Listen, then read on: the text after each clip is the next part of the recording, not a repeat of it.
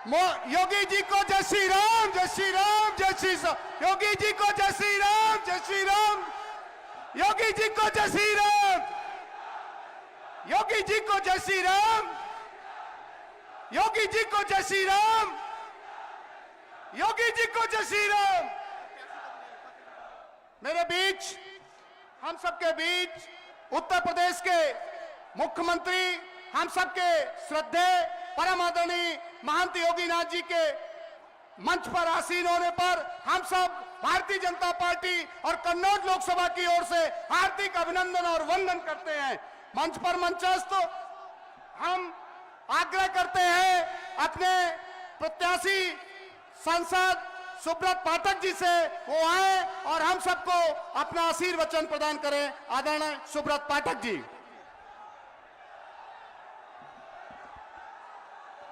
भारत माता की, भारत माता की। आज हमारे रसूलाबाद विधानसभा क्षेत्र में आयोजित इस विशाल जनसभा में मुख्य अतिथि के रूप में आए हुए उत्तर प्रदेश सरकार के यशस्वी मुख्यमंत्री पूज्य योगी आदित्यनाथ जी, भारतीय जनता पार्टी उत्तर प्रदेश सरकार के कैबिनेट मंत्री भाई राकेश सचान जी, उत्तर प्रदेश सरकार के कैबिनेट मंत्री और हम सबके प्रिय नेता पूज्य बाबू कल्याण सिंह जी के पौत्र आदरणीय संदीप सिंह और संजू भैया जी, उत्तर प्रदेश सरकार के मंत्री, कन्नौज विधानसभा क्षेत्र के लोकप्रिय विधायक आदरणीय श्री असीम अरुण जी, यहाँ से हमारी स्थानीय विधायक बहन पूनम शंखवार जी, हमारे तिरवा विधानसभा क्षेत्र के लोकप्रिय विधायक श्री कैलाश सिंह राजपूत जी, हमारे मंच के ऊपर बैठे हुए सभी सम्मानित अतिथिगण और आज इस जनसभा में आए हुए भारी संख्या में सभी उपस्थित माताएं बहनों एवं आदरणीय सभी बुजुर्गों, मेरे प्यारे नौजवान साथियों, मीडिया के साथियों, मित्रों, यह 2024 का यह लोकसभा का चुनाव यह हमारे भारत के भविष्य का चुनाव है और निश्चित रूप से जिन परिस्थितियों में यह चुनाव हो रहा है, मैं आज इस बात को कह सकता हूं कि देश की जनता एक बार फिर से नरेंद्र मोदी जी को अपना आशीर्वाद देने जा रही है। मित्रों, आप सभी ने पिछली बार मुझे यहां से देश के प्रधानमंत्री नरेंद्र मोदी जी को आशीर्वाद देते हुए आप सब ने मुझे संसद भेजने का काम किया था।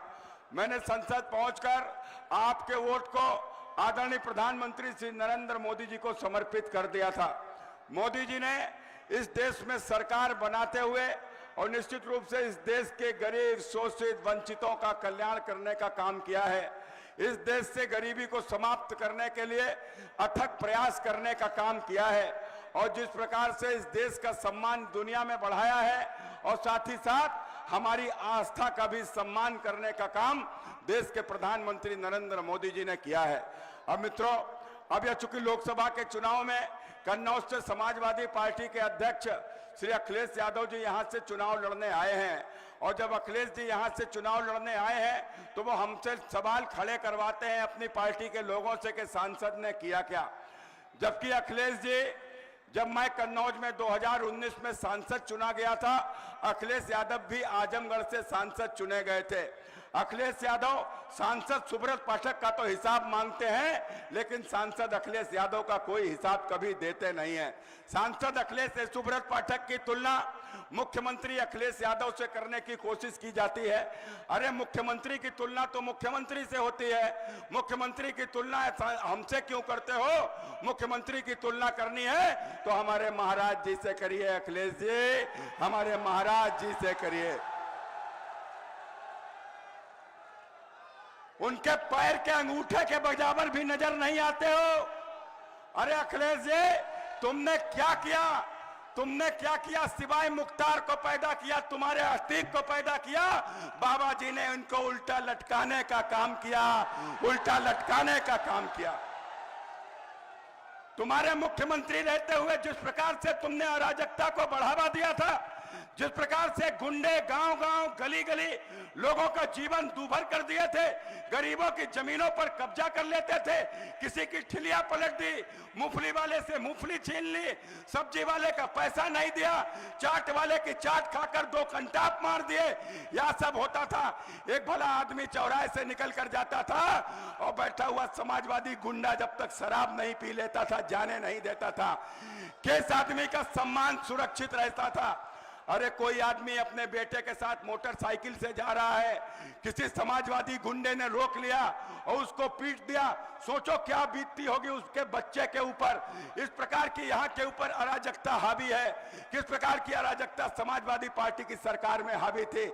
अखिलेश जी आते हैं, अपने किए हुए कुछ काम गिनाते हैं। अरे काम तो तुम गिनाते हो, लेकिन तुम्हारे कारनामे तो हमको गिनाने ही पड़ेंगे कि तुमने जो जो कारनामे किए थे। अरे आतंकवादियों के समर्थक अखिलेश यादव, और जब आप यहां से चुनाव लड़ने आए हैं, तो जब यहां से चुनाव लड़ने आए हैं तो मैंने कहा कि अखिलेश यादव जी यहां से चुनाव लड़ने क्यों आए हैं? तो यहां से चुनाव साहब लड़ने इसलिए आए हैं कि उनको यहां से बदला लेना है। बदला लेना है किस बात का? बदला लेना है इस बात का कि उनको उनकी पत्नी को चुनाव हरा दिया।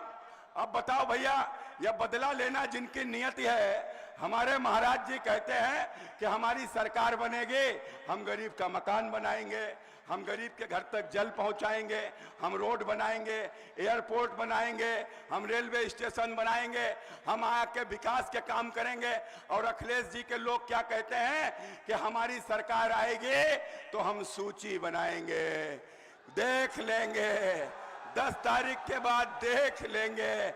अरे जिनका बदला लेना ही जिनकी नियति में हो, वो क्या मित्रों उनसे उम्मीद की जा सकती है? और जब कन्नौज में आए हो बदला लेने, तो बदला लेने किस बात का? कि इनकी पत्नी को हरा दिया। अब इनकी पत्नी को भैया किसने हरा दिया, जरा बताओ आप।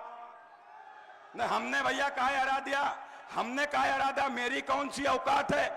हमारे पिताजी तो मुलायम सिंह थे नहीं, मैं तो आप ही के जैसे साधारण आदमी था, साधारण परिवार से निकल कर आया।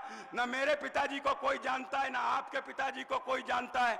जैसे आप साधारण वैसे मैं साधारण। अरे आपने ही लड़ा दिया और आप ही ने भैया डिंपल को हरा दिया। हमने क्या किया? हमने तो कुछ नहीं किया। अब आप बताओ भैया, अब आपने सबने मिलकर, कन्नौज की जनता ने डिंपल को जब हराया था, तो अब ये बदला लेने किससे आए हैं? ये हम सबसे बदला लेने आए हैं, ये हम सबसे बदला लेने आए हैं। और इसीलिए तो मैंने कहा अखिलेश जी आप हमसे तो बदला ले सकते हो भैया, आप बहुत बड़े आदमी हो, आप बड़े आदमी के लड़के हो, मैं बहुत साधारण आदमी हूं, आप मुझसे तो बदला ले सकते हो, लेकिन अखिलेश जी हम सबसे बदला नहीं ले सकते हो, हम सबसे बदला नहीं ले सकते हो। और हम सब मिलकर फिर तुम्हारा डब्बा गोल करने वाले हैं, डब्बा गोल करने वाले हैं मित्रों। इसलिए मैं आप सबसे बस यही अपील करते हुए कि यह चुनाव भले ही कन्नौज में हो रहा है, लेकिन पूरे देश और पूरे उत्तर प्रदेश की निगाह कन्नौज में है। हर उस दंगे में मारे गए व्यक्ति के परिवार के वह कन्नौज की ओर आशा भरी नजरों से देख रहा है, जिसके कोई परिजन उत्तर प्रदेश में सपा की सरकार में हुए दंगे में मारा गया। मित्रों, उत्तर प्रदेश का हर वह व्यक्ति जिसकी जमीन पर कब्जा हुआ होगा, उत्तर प्रदेश का वो हर परिवार सपा की सरकार रहते जिसकी मां बहन के सम्मान के साथ किसी प्रकार का खिलवाड़ हुआ होगा, मित्रों वो हर व्यक्ति आज कन्नौज की ओर आंख उठाकर देख रहा है। हे कन्नौज वासियों, उत्तर प्रदेश से सदा सदा के लिए गुंडागर्दी को समाप्त कर दो, उत्तर प्रदेश से सदा सदा के लिए आतंकवाद के रास्ते को बंद कर दो, उत्तर प्रदेश से माफियावाद को उखाड़ कर फेंक दो मित्रों, उत्तर प्रदेश से हमेशा के लिए अराजकता बंद कर दो। कन्नौज वासियों, तुमने इतिहास लिखा है, तुमको इतिहास लिखने की आदत है। पिछली बार श्रीमती डिंपल यादव को हराया था, अब की गुंडों के सरदार अखिलेश यादव को भी हरा दो, अखिलेश यादव को भी हरा दो। बस यही अपील करते हुए 13 तारीख को, आने वाले 13 तारीख को भारी तादाद में घर से निकलना मतदान केंद्र तक जाना, कमल की बटन दबाना, मोदी जी को फिर से देश का प्रधानमंत्री बनाना, यही अपील करके हुए मैं अपनी बात समाप्त करता हूं। बहुत बहुत धन्यवाद। नमस्कार। जय श्री राम। आदरणीय सांसद प्रत्याशी सुब्रत पाठक के उद्बोधन के बाद मंच पर मंचस्थ जिनके लिए हम सब निगाह बने हैं, जिन्होंने उत्तर प्रदेश की सरजमी को एक नया मानक स्थापन दिया है, ऐसे श्रद्धेय माननीय परम आदरणीय पूज्यपाद महंत आदित्य योगी नाथ जी से मैं सादर आग्रह करता हूं कि वो आए और हम सबको अपना पाथेय प्रदान करने की कृपा करें। आदित्य योगी नाथ जी माननीय। भारत माता की, भारत माता की, भारत माता की। वंदे वंदे वंदे। मंच पर उपस्थित प्रदेश सरकार में मंत्रिमंडल के मेरे सहयोगी श्री राकेश सचान जी, बाद में आना, अंतिम में आना, कोई दिक्कत नहीं, असीम अरुण जी, प्रदेश सरकार के मंत्री श्री संदीप सिंह जी, लोकप्रिय विधायक श्रीमती पूनम संखवार जी, लोकप्रिय सांसद और भारतीय जनता पार्टी के प्रत्याशी श्री सुब्रत पाठक जी, जिला प्रभारी कानपुर देहात से अशोक राजपूत जी, जिलाध्यक्ष कानपुर देहात मनोज शुक्ला जी, नगर पंचायत अध्यक्ष श्री राजेंद्र सिंह राजू जी, नगर पालिका अध्यक्ष जीजक अमित तिवारी जी, आज के इस पूर्व विधायक श्रीमती निर्मला संखवार जी,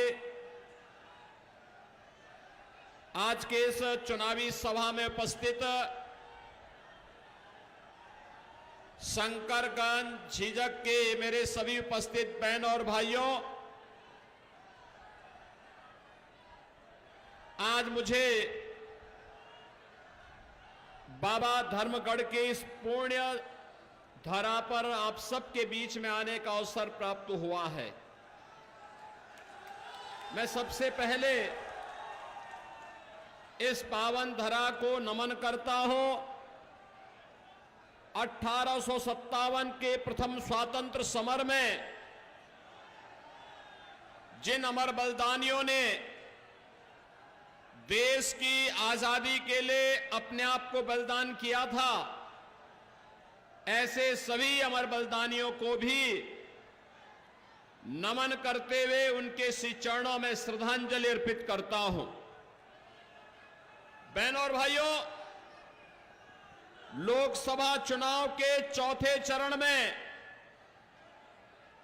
परसों आपको मतदान करना है। अब तक के 3 चरण पूरे हो चुके हैं, आधा चुनाव संपन्न हो चुका है और बहनों और भाइयों, पूरे देश में एक स्वर से स्वीकार किया है कि फिर एक बार जैसे जैसे लोकसभा के चुनाव अलग अलग चरणों में पूरे हो रहे हैं, ऐसे ऐसे आवाज आ रही है कि अब की बार 400 पार। और झीझक के अंदर आपका उत्साह दिखाता है कि उत्तर प्रदेश का वह संकल्प पूरा होने वाला जो हमने मोदी जी को कहा है कि 80 लोकसभा सीट पर 80 कमल खिलेंगे और 80 कमल के उत्तर प्रदेश की माला मोदी जी के गले में पड़ेगी। बहनों और भाइयों, मैं अभिनंदन करूंगा आप सबका। गर्मी की परवाह के बगैर पंडाल में जगह नहीं मिला तब भी खड़े हैं, लेकिन भारतीय जनता पार्टी का कमल खिलाना है और विजयश्री से सुब्रत पाठक के गले में डाल करके मोदी जी के साथ कार्य करने के लिए उन्हें दिल्ली भेजना है। बहनों और भाइयों, ये हमारी पीढ़ी का सौभाग्य है। हम नए भारत को देख रहे हैं। एक ऐसा भारत जिस भारत में आज सुरक्षा भी है, सम्मान भी है, विकास भी है, गरीब कल्याण भी है, और जिस भारत में विकास है तो विरासत भी है, आपकी आस्था का सम्मान है। याद करिए अयोध्या में राम मंदिर के लिए समाजवादी पार्टी गोली चलाती थी राम भक्तों पर, और भाजपा की सरकार आई, आज भगवान राम का भव्य मंदिर का निर्माण हो गया। मुझे एक बात बताओ, जीसस के कितने लोग थे जो लोग अयोध्या में अब तक दर्शन करके आ गए हैं? काफी बड़ी संख्या में लोग गए हैं। और मैं यहां पे कहूंगा श्रीमती पूनम संखवार जी से भी और श्री सुब्रत पाठक जी से भी कि चुनाव के बाद मौका निकाल करके एक बार दर्शन कराने के लिए इन लोगों को जरूर लेके चले जाइए। थोड़ा बहनों और भाइयों, एक नई अयोध्या का दर्शन हो रहा है। अरे ये लोग तो धन्य हुआ, दूसरे लोग में अपने पूर्वजों को बताने के लिए भी हम लोग कह सकते हैं कि आपकी आस को, आपके संकल्प को हमने अपनी आंखों के सामने, हमारे वोट ने उसको पूरा करने में योगदान दिया है। आप भी कह सकते हैं उन तक जब जाएंगे, ये जवाब देने के लिए आपके पास उस समय वक्त होगा। कह सकते हैं कि देखिए आपका जो संकल्प था, उस संकल्प को हमने अपनी आंखों के सामने पूरा होते हुए देखा है, और इसमें हमारा भी योगदान है। आपका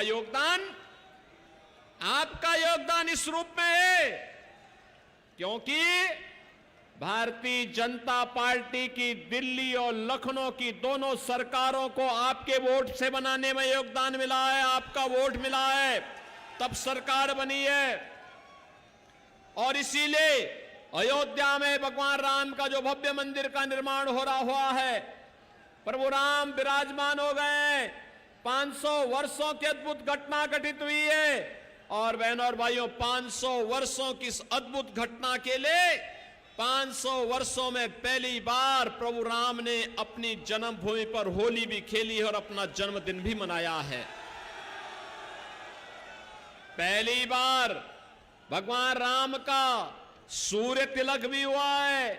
बहनों और भाइयों, ये अद्भुत घटनाएं कभी कभी घटित होती हैं, और हमारी पीढ़ी सौभाग्यशाली है कि हम इस नए भारत में सब कुछ देख पा रहे हैं। और इसीलिए मैं आज आपके पास आया हूं आपसे कहने के लिए कि ये नया भारत,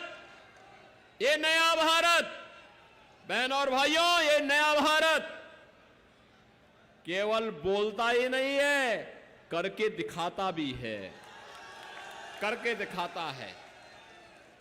भारतीय जनता पार्टी ने कहा था ना कि रामलला हम आएंगे, मंदिर वहीं बनाएंगे। तब समाजवादी पार्टी के लोग राम भक्तों पर गोलियां चलाते थे ना, बोलते थे ना कि परिंदा भी पर नहीं मार सकता। इनके समय में अयोध्या में आतंकी हमला हुआ था ना, एक तरफ राम भक्तों पर गोली चलाएंगे और दूसरी तरफ आतंकवादियों के मुकदमों को वापस लेंगे। ये समाजवादी पार्टी का चरित्र है। कांग्रेस ने देश की सुरक्षा के साथ खिलवाड़ किया, समाजवादी पार्टी ने प्रदेश की जनता जनार्दन की सुरक्षा के साथ खिलवाड़ किया। ये दोनों एक ही थैले के चट्टे बट्टे हैं और इसीलिए हमेशा मिलकर के फिर जोर आजमाइश करना चाहते हैं। बहनों और भाइयों, मैं आपसे कहना चाहूंगा, वह सौगंध याद रखना कि सौगंध राम की खाते हैं,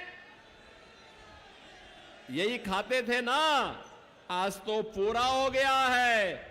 अब भारत के निर्माण के लिए, नए भारत के लिए, आत्मनिर्भर भारत के लिए, विकसित भारत के लिए मोदी जी के नेतृत्व में जो संकल्प पूरा देश ले रहा है, उस संकल्प के साथ जुड़ने का अवसर आ गया है। बहनों और भाइयों, यही अंतर है कांग्रेस सपा में और बीजेपी में। बीजेपी का संकल्प देश के खातिर है, देश के नाम पर है, आत्मनिर्भर और विकसित भारत के लिए। आत्मनिर्भर और विकसित भारत इसलिए जिससे आपको और आपकी आने वाली पीढ़ी को खुशहाल जीवन दे सकें।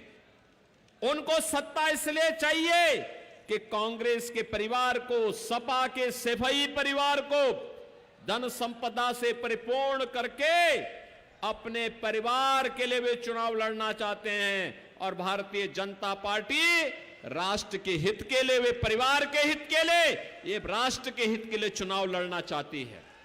और इसीलिए राष्ट्र के हित के लिए लड़े जाने वाले इस चुनाव में आपका समर्थन लेने के लिए हम लोग आए हैं आपके पास। समाजवादी पार्टी के समय में क्या हालत थे प्रदेश के?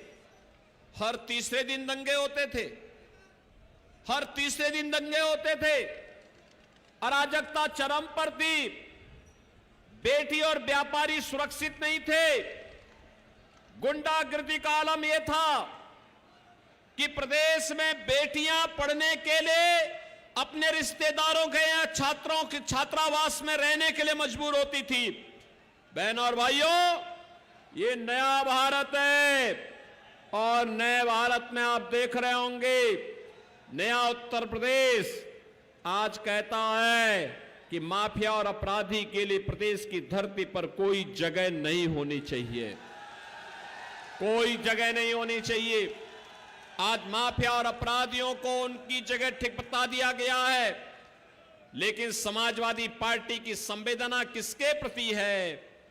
याद करिए, परम राम भक्त प्रदेश के पूर्व मुख्यमंत्री सरदेव कल्याण सिंह जी की मृत्यु होती है और कल्याण सिंह जी की मृत्यु होने पर समाजवादी पार्टी के राष्ट्रीय अध्यक्ष श्री अखिलेश यादव ने एक भी संवेदना के शब्द नहीं व्यक्त किए। इतना बड़ा नेता, पूर्व मुख्यमंत्री, पूर्व गवर्नर दिवंगत होते हैं, समाजवादी पार्टी उनके प्रति संवेदना व्यक्त नहीं करती है।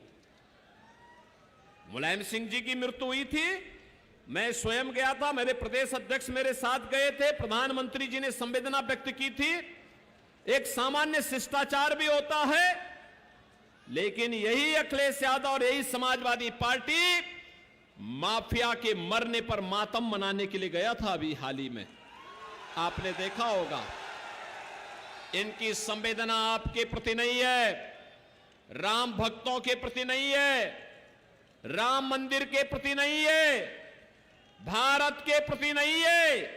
इनकी संवेदना आतंकवादियों के प्रति है, इनकी संवेदना माफियाओं के प्रति है, इनकी संवेदना अपराधियों के प्रति है, इनकी संवेदना भारत के खिलाफ जो वक्तव्य देते हैं उनके प्रति है।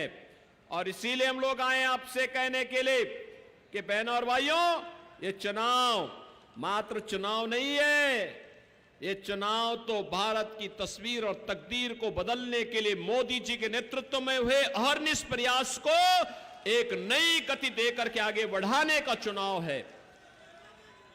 एक तरफ राम भक्त है, एक तरफ रामद्रोही है।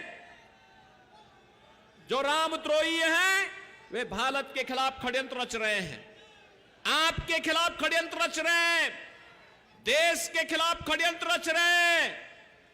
जो राम भक्त हैं वे भारत के अंदर एक नए इतिहास के मोड़ पर खड़े हैं। इतिहास का ये मोड़ मोदी जी के नेतृत्व में सरकार बनने के लिए इसलिए खड़े हैं कि हमें एक नया इतिहास बनाना है, और वह नया इतिहास होगा भारत को दुनिया की सबसे बड़ी ताकत के रूप में स्थापित करना। एक खुशहाल भारत के लिए, एक आत्मनिर्भर भारत के लिए, एक विकसित भारत के लिए।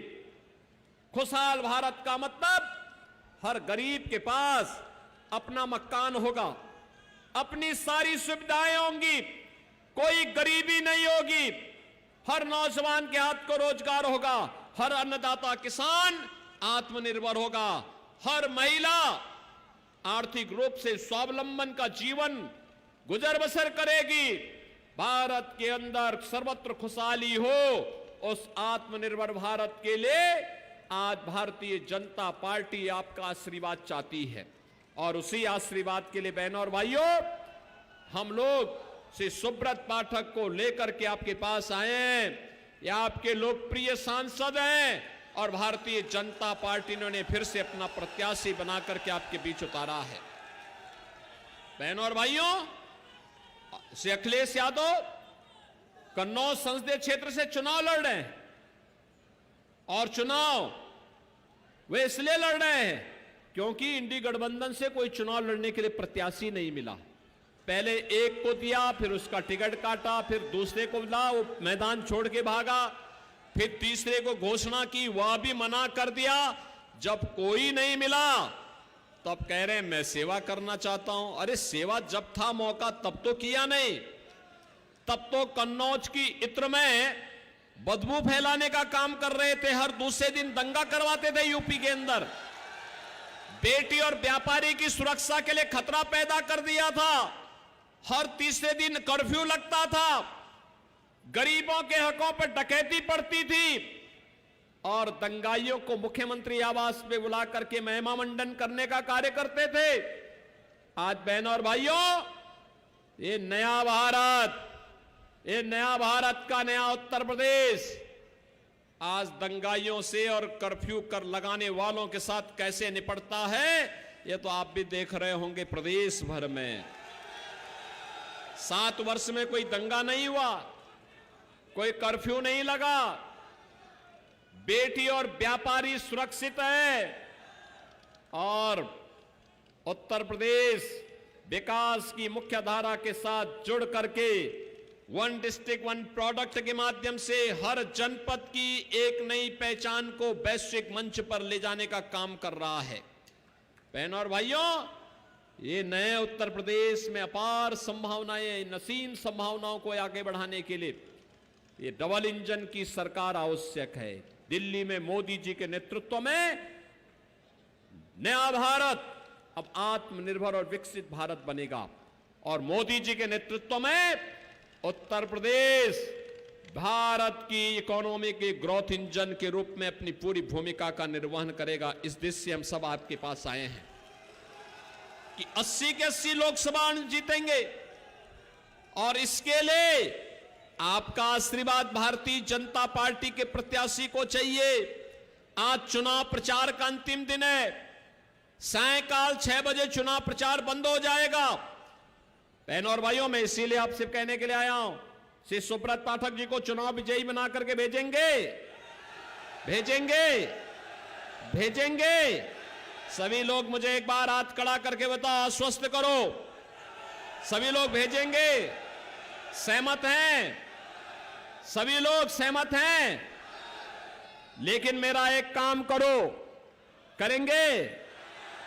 वह कार्य है, चुनावी सभा कुछ देर में संपन्न होगी।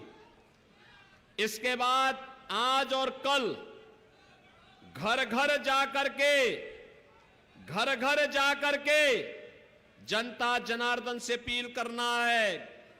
और वह अपील क्या करना है? पहले घर घर जाएंगे, स्वयं सुब्रत पाठक बनेंगे और घर घर जाकर के अपील करेंगे जनता जनार्दन से। कहेंगे हमें राम भक्त चाहिए, राम द्रोही नहीं चाहिए। बोलेंगे ना? हमें विरासत और विकास का समन्वय करने वाले लोग चाहिए और इसके लिए कन्नौज से सांसद सुब्रत पाठक बने और प्रधानमंत्री मोदी जी बने, यह आवश्यक है। इसके लिए कमल खिलाना है।